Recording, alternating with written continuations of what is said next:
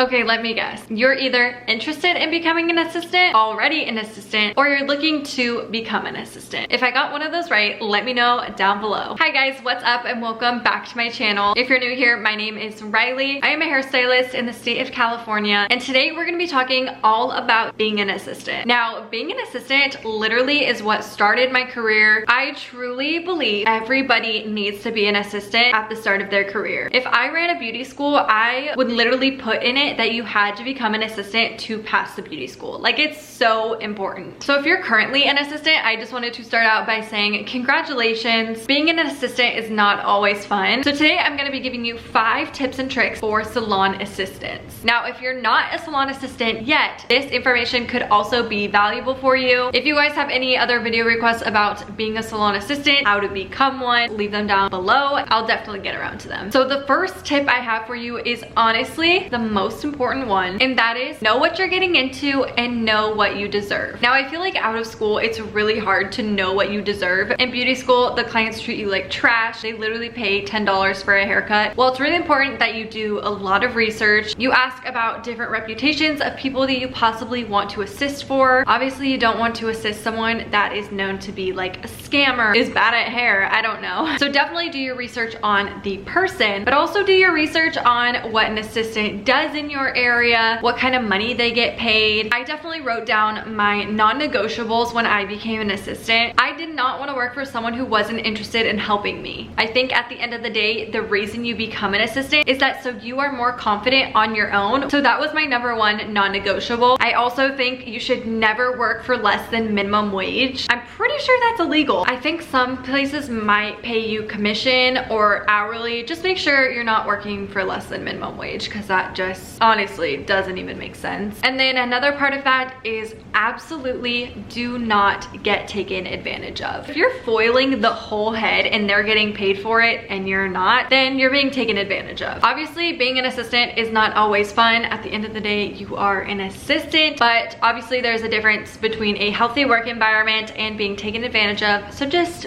use your best judgment. My second tip for you salon assistants out there is start killing that social media game. It is never too early. I always advise people to start actually in beauty school. Start your social media presence. Prove to people that you are showing up, that you are learning, who you're learning from. You want to show your face and let people get to know you. You want to post your days in the salon and what your life is like being an assistant. When you show up on social media, you are building trust with people who are following you. They will see what you're capable of and what you do day in and day out. And then once you're ready to work on your own, you'll already have people who are super interested in coming to you. The third tip that I have for you salon assistants out there is to ask the hard questions. At the end of the day, the reason you're an assistant is to ask the questions and to learn what you didn't learn in beauty school. No questions are stupid or dumb. You're obviously there to learn what you didn't learn in beauty school. And for me, that was kind of a lot. I had no idea what a toner was going into my job as an assistant, so my #1 thing I wanted to learn was how to tone. I learned really well, and I love to tone. It's one of my favorite parts. Definitely hard to learn, but I asked the questions that felt dumb. Don't act like a know-it-all. Just because you learned something in school doesn't mean it's right or doesn't mean it's the only way to do it. Every hairstylist does hair so different, so just the fact that you have an opportunity to learn from someone who wasn't your beauty school instructor is so rewarding. So take the opportunity to ask the questions that maybe you might see a different perspective on than a beauty school teacher. So take advantage of every moment of it. No question is stupid or dumb, even though it might feel like it. #4 is to set goals for yourself and keep on evaluating if you're reaching those goals. This one is honestly really important, because if you're an assistant for say a year long and you don't even feel like you've reached any of your goals, then you probably just wasted your time. I feel like once a month you should be reevaluating your goals and saying, okay, I feel like I'm closer to this goal. If you aren't reaching your goals, you definitely want to evaluate if this is the person you really want to assist for. You have to decide if it's really worth it to keep assisting for this person that you feel like you might not be learning very much from, or if it's time to go find someone else. It's just really important to keep evaluating this and keep in mind that you are there to learn so you can eventually be on your own. You're not just there for the convenience of the stylist. And the last tip I have for you assistants out there is that if it's possible possible and once you're feeling comfortable to start your own clientele while being an assistant. Now, what this looked like for me was that I got to assist 3 days a week and work on my own clients 2 days a week. That was perfect for me because honestly, I didn't have very many clients. It was mostly like my friends or my family, but it gave me the opportunity to implement what I've been learning in the salon on real people. It might be a little discouraging to have to do your boss's clients over and over and over, and you never really get to do it by yourself. You also won't feel like you're just thrown out to the wolves once you're done being an assistant because you might already have half a clientele. So those are my tips for you salon assistants out there. Honestly, good for you for going out and becoming an assistant. Keep your head up and keep pushing on. At the end of the day, you will look back, you will say you are so thankful for that experience. I hope you guys enjoyed this video and I will see you guys in the next one.